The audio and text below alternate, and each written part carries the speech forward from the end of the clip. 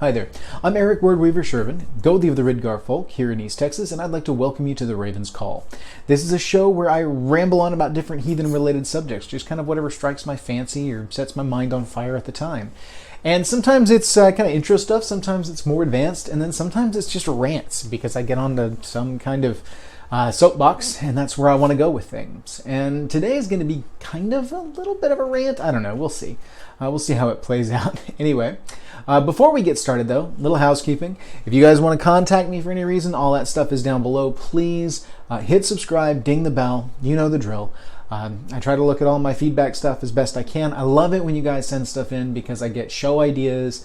I just get reminded that there's people actually watching this and actually getting something from it.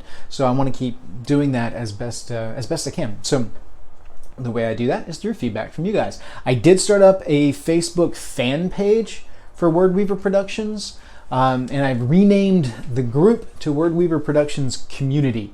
The idea being that I want that to be a little bit more community sharing and things like that, a little more conversational, whereas I'm going to use the page to launch most of my sharing posts from, and we'll see where that goes. So if you're in one, please click the other and join both, so that you can stay up to date on what's going on in the world of the Wordweaver, yeah, for whatever it's worth.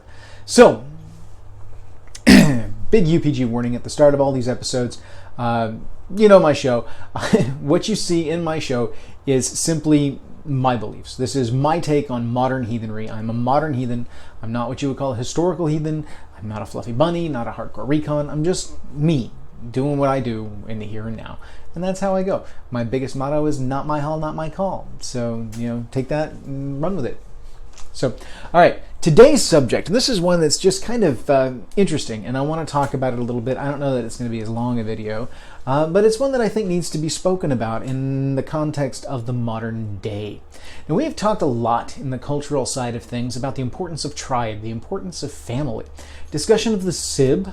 This, was effectively the smallest indivisible social construct back in the day, and we talk about a lot of historical things with that, about how heathens were back in the day, about how the arch-heathens focused on this and focused on that. One of the things that I see kind of just holding up the whole conversation in modern day is that we have kind of a misconception about how to transition from that family-based mentality of the old days into the modern era. And why would that be? Why would we have a problem bringing forth the concept as key and crucial as it is of family into the modern day? What could possibly hold us up there? What could possibly be a hiccup in the line and, kind of grind that conversation to a halt? Well, simply being the degradation of family in the modern era.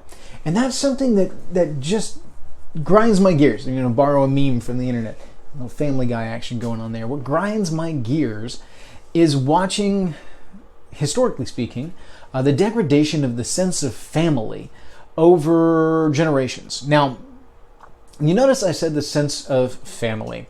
Yes, we have a degradation of the family unit as a whole within kind of Western society. I can't really speak for European societies or Eastern societies or even anything in South America. I can only really speak from, USA, Texas, where I am. So, but I can speak a little bit from at least my interactions overseas with the internet, which are extremely limited and whatever, it doesn't even count. But just looking around at, the social kind of developments that I see, especially working in the field that I do, looking at how family has devolved over, several generations now. And, there is a rhetoric about the dissolution of the family unit. And usually that kind of conversation starts up as some kind of socio-political rant because someone is trying to talk about their own particular views of nuclear family, this, that, and the other. And it's not really hitting the point. It's like skirting the point, it's like, yes, your point is valid, but you see about this much of the target, and there's so much more. Yes, the family unit has been dissolving over recent generations, but that doesn't mean that the current family units that we see are not valid units. So I want to lead off with all of that. I consider family what you consider family. It is not necessarily what any one particular culture may view it as. It's not just, mom, dad, kids, etc. I mean, it could be mom, kids, dad, kids, dad and the kids, mom and the kids, mom and dad with no kids, mom and dad with fur babies. And it goes on and on and on and on forever. Because your family is your family. It's your hall, it's your call. Who cares if anybody else thinks your family is valid, per se? It's none of their business. And that's, that's a bit of a rant in and of itself. I mean, you think about the fact that people seem to have an opinion on the family unit of another. That's arrogance in so many ways. And so I'm not going to comment on what the shape of the family unit may be. I'm not going to talk about whom we include in the family unit. I'm not even going to go necessarily into whether or not you count your family unit as just simply immediate family, i.e. like singular tie, one degree of separation kind of thing, like parents and children, or just parents alone. That I consider to be a hearth, regardless of what the makeup is. Your hearth, your home, those that are there. And so for some people, it could be grandparents involved too, great-grandparents, aunts and uncles who live together. It could be 5 or 6 generations within one home, one homestead, one hearth, whatever. It varies. I've seen so many different iterations of family and what that might look like that I consider all of them to be valid, because that's family. And you will never convince me otherwise. These people are true blue family. And it's incredible. I love to see it. There's family, then there's extended family. When the extended family is what you bring together for like reunions or family gatherings, Friday dinner at one particular house, usually whoever holds the hamanya kind of thing. So family looks a lot of different ways. The extended family looks a lot of different ways, but they're still family. Family. And that is the key thing. That's the point where if I was going to pull back from a historical aspect of things, I would look at the prevalence of family at the core of the hearth. You have the hearth, the clan, the tribe. That's my flow for heathenry, I look at my hearth, which is, for me, it's me and my wife and our animals. We don't have kids, but we do have animals, and we have a ton of those, if you guys have kept up with any of the antics that I usually drop on the bloopers. But anyway, I've got something like 10 cats in the house, 9 cats in the house. I don't count the one outside. Although, it's a matter of time. She's going to bring that cat in the house. I know she is. We got 3 dogs, plus the raccoons, the armadillo, the possum, all that's outside. So we've got a ton of animals. But just within our hearth, within the house itself, we've got quite a few animals, and so that's our family, and then my clan consists of, our hearth plus the hearth of my mom, my dad, my 2 brothers, plus my grandmother, plus relatives on my dad's side, extended relatives on my mom's side, cousins, etc., etc., etc., and then there's her clan, which is all of her family, which is pretty widespread as far as they're a little bit more spread out, kind of eastwards, whereas mine tend to be a little bit more west and north. So we're all over the place when it comes to family. But that's family to us. That's our version of family. That's our picture of it. To somebody else, it's not going to look like that. To somebody else, they may not know any of their extendeds. They may be adopted, and therefore their family line is going to look a little bit different. And then they may be fostered. They may be, there's so many different iterations. But family was always the crux of everything back in the day. It was the hearth. That was the epicenter of Innengard. That was where the heart of everything was. And that's still where I think the heart needs to be today. Whether it's a single individual or several people within a hearth doesn't matter. I'm not going to get judgy on that aspect because it's none of my business. I don't care. You are you. and you're going to live your life the way you live it. But this is where I see modern society failing us, and it's not necessarily that, you see a couple of different sides of it in modern society. You see a push to accept the multiple different faces of family, what family can look like. Cool, I'm all for that. That's awesome. But then you get a side of things that really concerns me, and that is a push away from family, a push towards this kind of membership within a global society that kind of melts away individualized cultures and especially familial ties. And it concerns me a little bit that this is the direction I see a lot of, not everybody, but I see a lot of Western culture going towards. And I think one of the things that probably makes it the most prevalent, I don't know if any of you followed anything regarding the whole red pill doctrine online. That is a weird piece of work. That's that whole MGTOW, men going their own way kind of thing.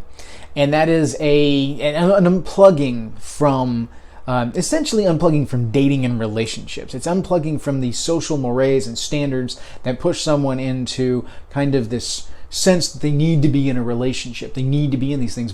But I've seen it popularized in a lot of weird ways, and no disrespect to anyone who chooses not to join into a relationship for any particular reasons. I'm neither here nor there on that.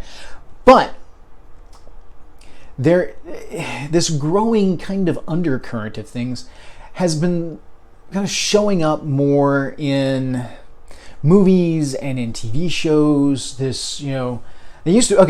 shows used to be back in the day when you would watch a sitcom or you'd watch a show of some kind, you see family gathered around. And I'm talking, you can go all the way back to Andy Griffith's, you can go to Home Improvements back in like the 90s.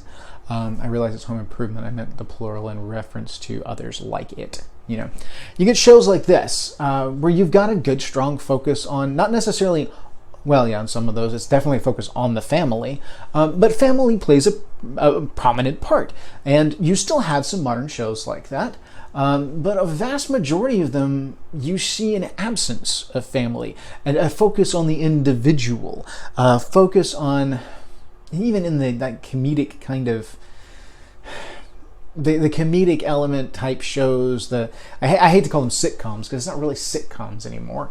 But in shows like that, there's a lot of just this kind of hanging out there apart from any kind of familial ties individual. So much so that it's a big deal when they bring a family member on the screen, and it's usually seen in a negative context. I was a big fan of Big Bang Theory, and the whole point was they were kind of creating a family of their own, but a large number of the key family figures that were shown there were shown in a negative light. It's like almost they were fleeing from their crazy families to be this. And yes, I get that. That's a thing. That's a very identifiable thing. But why? Why is that a thing? Why in modern society do we see such a push away from, there's such a focus on running from the family towards other things? Now, there are outliers. There are legitimately toxic families that you need to get away from. There's abusive families, there's gaslighters, there's all sorts of reasons for specific instances to flee from family. But those are statistical outliers for the most part. That's not necessarily the truth for most families, unless you start getting into worlds like where I work, where I see constantly drugs rip families apart and things like that. At least that's the way it should be. And then you start to look and you realize there's a lot of families that are that way now. There's a lot of families that are going that way, that are broken homes, that are torn asunder. And that's where things start to light up for me. It's like, why are we seeing this? What kind of things are we experiencing in our society today that are bringing the concept of family in and of itself, regardless of the face it wears, but the concept of family from this thing that's just there, it's just, you take it for granted almost, to being comedic relief, to being something that needs to be fled in our representations of art, because the representations of art on screen reflect sociological shifts and zeitgeist for societies in a time period. If you look at the TV and you see what's on the TV, you are going to see things that reflect society as a grand, like an average kind of deal. You're gonna see what speaks to the broadest demographic, as it were, in a lot of ways.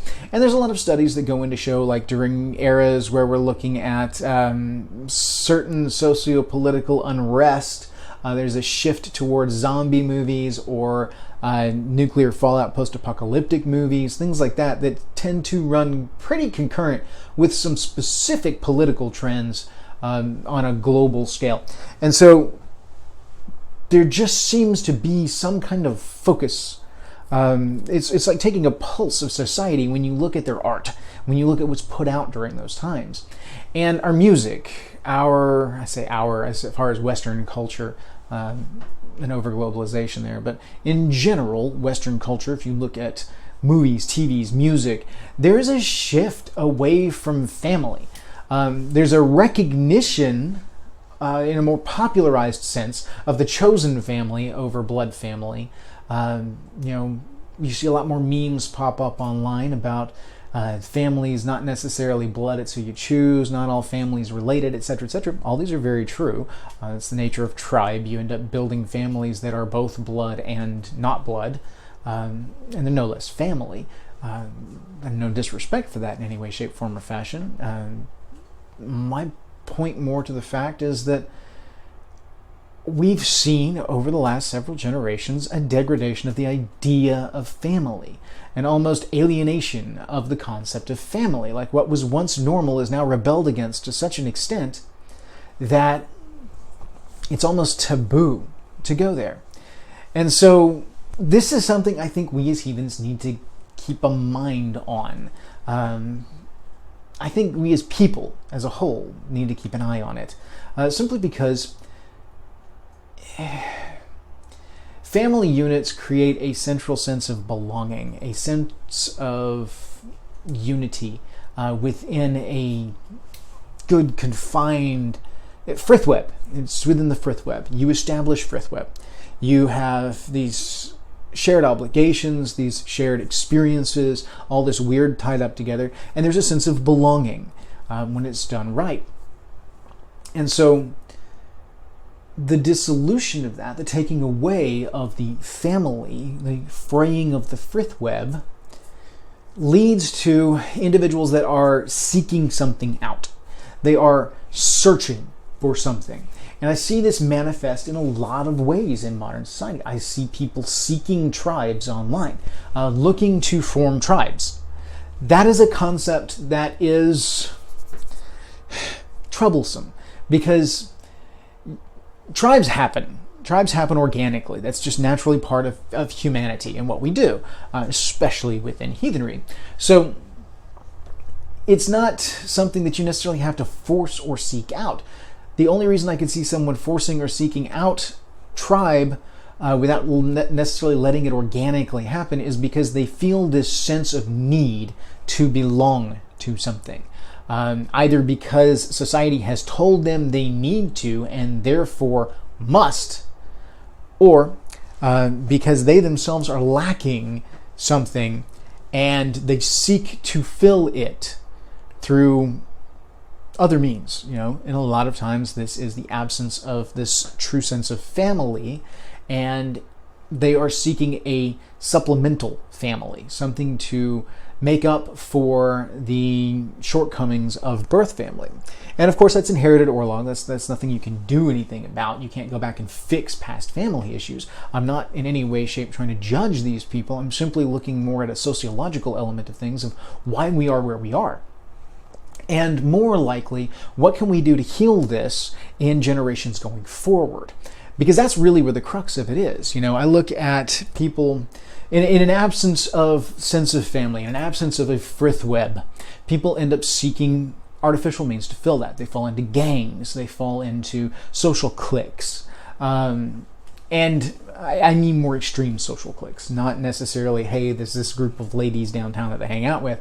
I mean, they tie themselves to socio-political movements that are almost cult-like. And that's really where it goes to. It goes to a cult mentality kind of thing. People seek out cults to fill their need for hearth cult, for family. And I think that is the key word cult there is an element that can't be minimized in this, because you are talking about cult as in the core culture. You are talking about, in both instances, when you're talking about some of the cults they find themselves in, but it's a supplement for the lack of hearth cult, the lack of hearth culture, the way things are done in the home, this sense of belonging, this sense of tradition, this sense of thu, this sense of frith. They seek it out elsewhere. They seek it in gangs. They seek it in all of this stuff. And in a lot of ways, they seek it out in tribes. Seeking out a tribe is more socially acceptable than seeking out a gang. But if you're targeted by either one with a lack of good, strong hearth cult, you're at risk. I mean, it varies from person to person as far as their particular values and things like that. But those pressures can be applied in such a way that a lot of people fall victim to those that don't necessarily need to. And nothing I can do about those individuals other than continue to do what I do here. But as far as heathenry goes, I see a lot of people get pulled into some of the more racialized things, some of the more politically oriented side of things within heathenry. National orgs, I see that a lot in national orgs. Big organizations, because people want to belong to something. They want to belong. So they sign up for a membership, they send off their fee, and they get their little card in the mail, maybe a little lapel pin that they can wear, and then all of a sudden they belong to this big global community without having to do any of the work, without having to actually form frith, without any kind of consequence, without any kind of accountability, without truly knowing the leaders that they tie themselves to. Part of the reason we do worthing processes with the tribe is so that I get to know the people that we're trying to bring into the tribe, and so they can get to know me and whether or not I'm a leader they want to follow. We're not right for everybody. That's not the way that this is supposed to be. I've had people leave the tribe. I've had new people come to the tribe. It's a changing and flowing thing over the years. I mean, the core of it's fairly stable, but you get some come and go. That's natural. It's supposed to be that way. It flows. And so there's a getting to know you, a building of frith that occurs in all of that. And that's not something you see with a big organization. That's not something you see with these others. They tell people they have frith. They tell people they belong. They tell people they're part of a big tribe now. They say all the pretty things these people want to hear, but when the meat and potatoes of it comes down, there's not any truth there. There's not any substance there, because there's not frith built. There's not true frith built. There's this semblance of frith, which is more akin to Gefrain than actual frith. But it's still not what it needs to be to truly fill that hole. And so these people still go through life telling themselves they have everything fulfilled, but then they don't. And because of that, they teach their next generations that that's what they need. All they need is the big national org. They fall into that kind of cult-like mentality that can go along with something like that. And this gets perpetuated and passed down. Again, no focus placed on the family itself, no focus placed on the hearth and the sovereignty of the hearth, the strength of the hearth. It's placed on external locus of control, this outside force that is the location of power. And they need to go to that location of power instead of being the location of power. The great thing about the way that I see tribe is that, yes, we have a central leadership, but each individual hearth tied to my tribe is its own little powerhouse. And we are a network of powerhouses that comes together and feeds one great big community. And that's a beautiful thing to me. They're not, my people aren't just tapping onto my line, they're feeding into the system. We are all generating, and we are all little powerhouses. And that is a beautiful thing. That is, they are all generating luck back into the great store of luck, and then we keep things churning, That's just how that works. And so It's not necessarily that way with the national orgs, with the big organizations. It's a different beast. I don't really... Grassroots heathenry, all the way. So, anyway, this is part of the reason why. Grassroots means going back to the home. It means focusing on hearth first, taking care of hearth first. And you've heard me talk about this in previous videos, so it's a little redundant on that. But like I said, this is more of a rant. I'm going on about something that is specific and important to me, and I'm kind of impassionate about this. I'm passionate about it, impassioned. I'm mixing words together because I feel important about it. This is important. See, I'm tripping over my words again because it means something to me. All right, guys, I'm getting... The family is important. No matter what shape your family takes, family is important. And the fact that we've allowed our families to get the way that they have in recent generations in this culture, over whatever you want to call it, in Western society, this trend towards dissolved family units means that people aren't inheriting that. It means that people are getting crappy families and are having to deal with bad warlog as a result of it, because we're not thinking about family. We're not thinking about what the next generation needs to inherit. We're not thinking about reciprocal obligations. And it doesn't do necessarily a whole lot of good in this instance to try and say, hey, you should value your family even though you're estranged from them. But no. Hold on a second. And I do hope people make it this far in the video to see this part when I say I definitely do not recommend reestablishing ties with toxic individuals that you don't need in your life. All right, even if those are your family members, even if those are your parents, because family units have been broken. Okay, family units have been broken for long enough that it's entirely possible what you have and what you are inheriting is a negative thing. And I'm sorry about that. It's unfortunate, but you can do what you see as appropriate with those situations. Your hall, your call. What I am trying to advocate in all of this, rather, is a fix forward. What I'm trying to say is a focus on family, a focus on the hearth, pushing forward within, again, grassroots heathenry kind of thing, but just in general, a human kind of thing. Helps to start righting that bad pattern that has occurred. Not just telling kids that family is important, but showing kids that family is important. They need to see it. They need to experience it. Whatever your family is like, whatever your unit is like, your hearth cult is your own, but embrace that. Make it strong, and really make family a priority for yourself. Even within my tribe, I want people to focus on their hearths first, and then their clans, and then the tribe. I full well expect to be like third tier, or sometimes even lower on my people's list, simply because there's more important things that they need to tend to. Because if everything were to go left, if the tribe were to dissolve, they would still have hearth and clan, and they would need to tend to that. So that's where things are going to be. Now we can be there to help each other further our goals and to build our luck so that we can all better take care of our hearths and clans. But hearth and clans still come first. And that's something that really... I was sitting there thinking the other day, because something on the whole Red Pill Doctrine came up, and I was like, that is so antithetical to human survival in and of itself.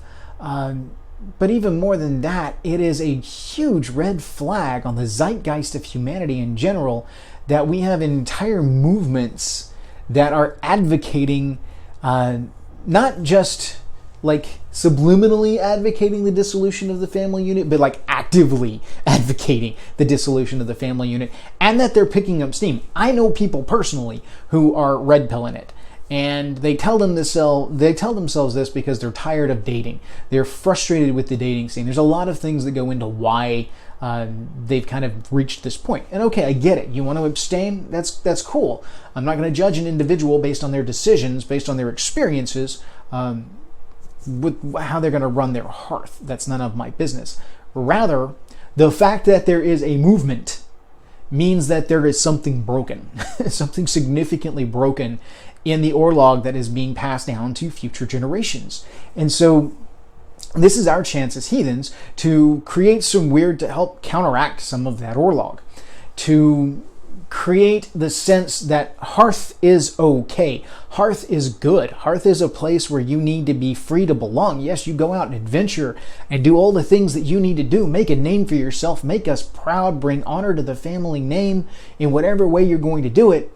But know that the hearth is where you can come home to and kick your feet up and tell your stories. Because we want to hear about what you did. And we want to be there for you. We want to support you. Regardless of what that looks like, regardless of what shape that takes, that needs to be that, I hate the term safe space, but I mean, that's what it is. It is the hearth. It is where you can go. You know you can mess up, but you still have a place. You know, unless you mess up so monumentally that you unless you royally tank your obligations within the home. And even then, frith will absorb a tremendous amount. Frith is very enduring when it's established appropriately. All right. Yes, you just have natural frith that you're born into, but frith can be damaged throughout life. And most of what I see in modern society, the dissolution of the family, is that there is a generalized culture that has come up that has led to the frith web being frayed. The frith web has been damaged so much within home because we're not teaching future generations how to maintain the frith web, how to strengthen the frith web within the home. And that leads to problems. That's why the divorce rate is so high. That's why there's so many broken homes. That's why there's so many kids in foster care. That's why gangs are as huge as they are. Because the frith web has dissolved to the point that people don't have that sense of belonging. They don't have that fulfillment. Look at people who come from families where they have that sense. Again, regardless of shape, regardless of design, that sense of belonging and that sense of, I'm okay here. I am fulfilled because I have this, and now I can launch from a firm standing into the world. And, oh, look, you guys are trying to tell me that my family is full of it and that I don't need them and that I need you instead. And you know what? These people are pretty great. You're full of it. I've known them my entire life, and they've always done good by me, upheld their obligations, and I've upheld mine to them, and we're good to each other. And you know what? Take a hike. Versus somebody who comes out and they're like, your family is crap and you need us. And they look back and they see, mom and dad strung out on whatever, that creepy uncle in the corner who likes to touch kids. And they're like, yeah, you know what? You're kind of right. And so they leave family and they go off. Are they wrong? I mean, they're not wrong. They're coming from a rough situation. There's a number of things that could lead up to how that came to be. But nonetheless, that's the situation they're in. So I understand why they would want to leave it completely. My problem is not that they want to leave that situation. My problem is that that situation came about in the first place.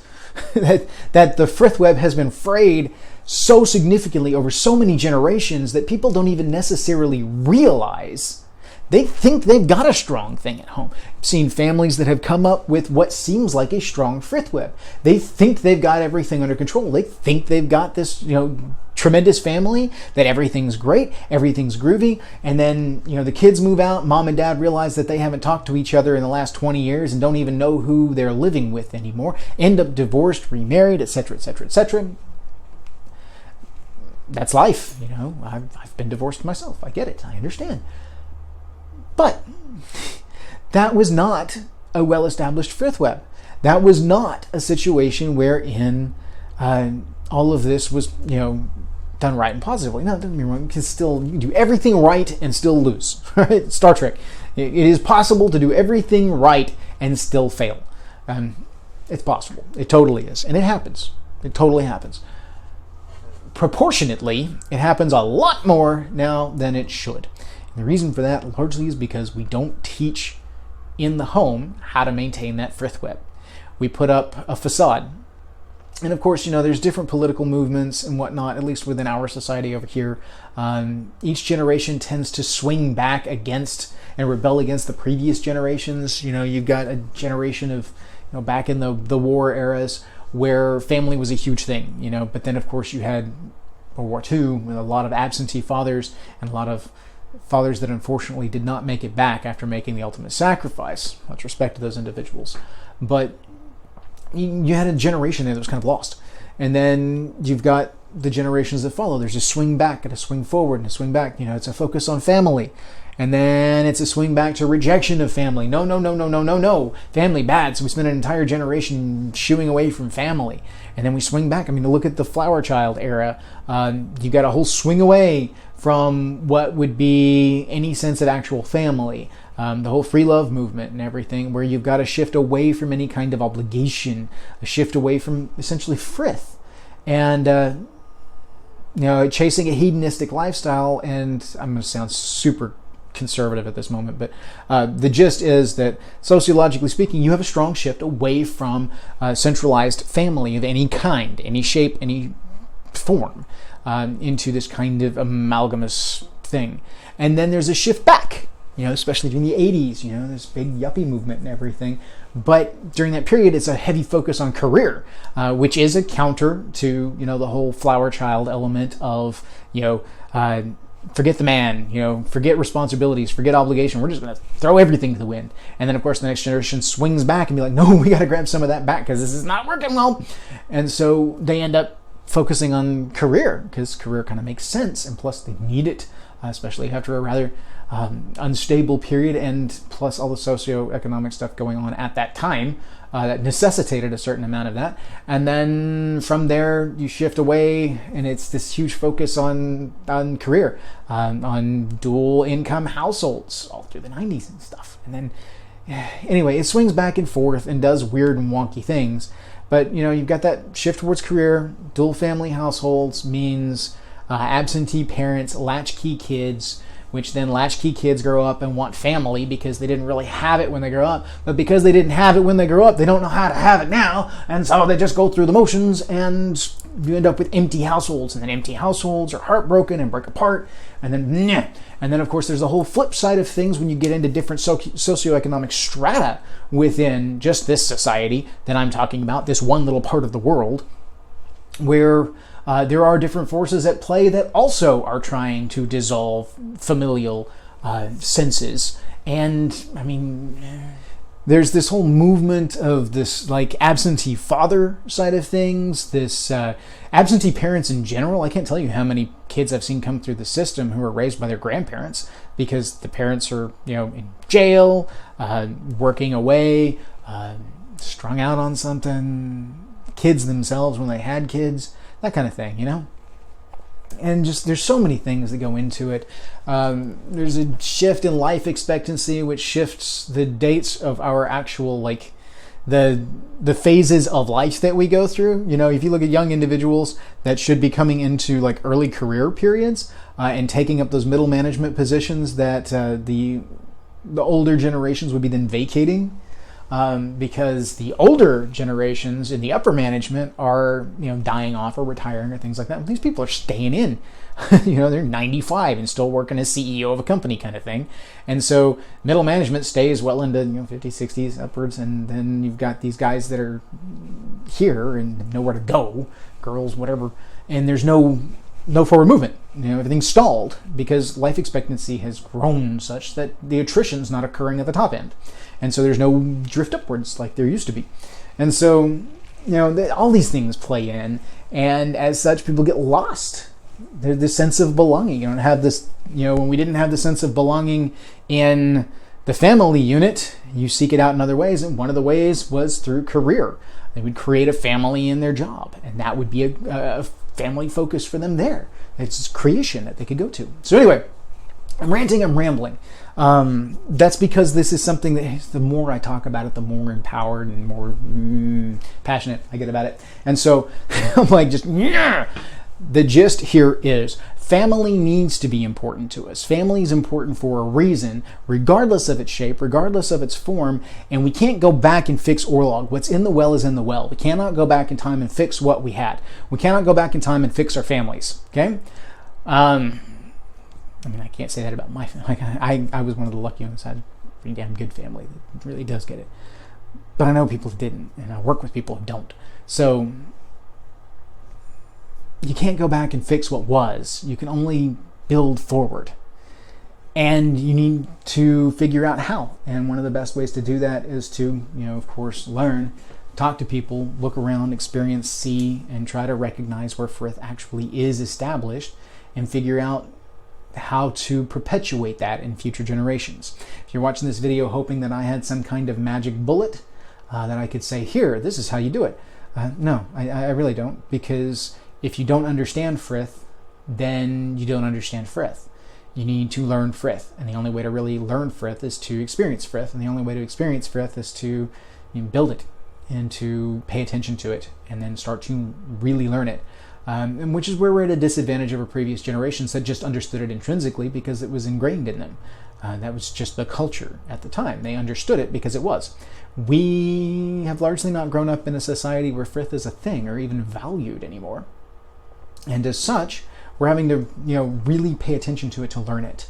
What was just inherited and intrinsic to our previous generations, our current generations are having to figure it out as we go and look back and try to learn from the picture books. So it's a tough thing, but it is what it is. So the Frith web is frayed, folks. It's up to y'all to figure out how we're going to weave it back together and to make the tapestry strong going forward. So there's that rant over. Thank you guys for watching. If you even made it this far, this is a longer video than I anticipated. I figured it was going to be a real quick off, and then I got going. So here we are. Thank you guys. I appreciate your feedback. I appreciate you watching. I'll try to be a little less ranty next time. So hail to you all. Thank you, and may your hearth fires burn bright. And you should understand why that means something for me now. Hail.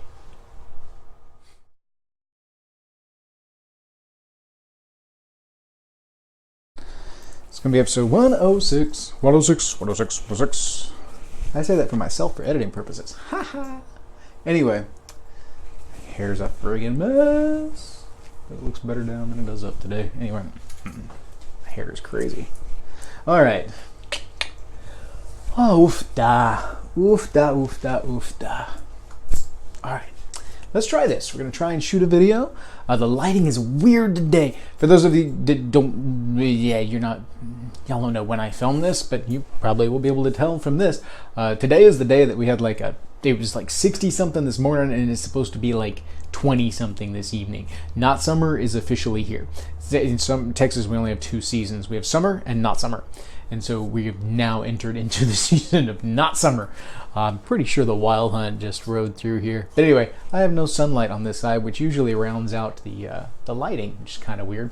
But yeah, it dropped from like 62 to like 40 something in the matter of just a couple of minutes. It was crazy. Skrillex is jealous of a drop like that. It's nuts. Anyway, all right. I know, stupid. Yeah, we're going to talk about family units. This is a rant. Of course, by the time you guys see this, y'all have already seen the rant. So what's the point? I don't know. I'm a goober. All right, so let's give this a shot. And we're live in 3, 2, 1. Let's jam. Like the splash screen says, well, okay, wait. I haven't decided what the splash screen is going to be. Yeah, don't reference the splash screen if you haven't made it yet, dude. You don't know what it's going to be yet. You don't know what kind of clickbaity tag you're going to go for on this one, because it's a bit of a rant video. So let's not do that. Ow, tangled in the hair. Ow. Okay.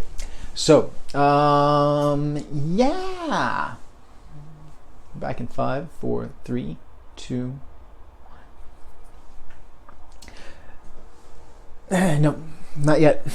Not yet. Not yet. Not yet. It's a difficult one to wrap my head around because I haven't got the ball rolling yet. So we're back in 3, 2, 1. Let's jam.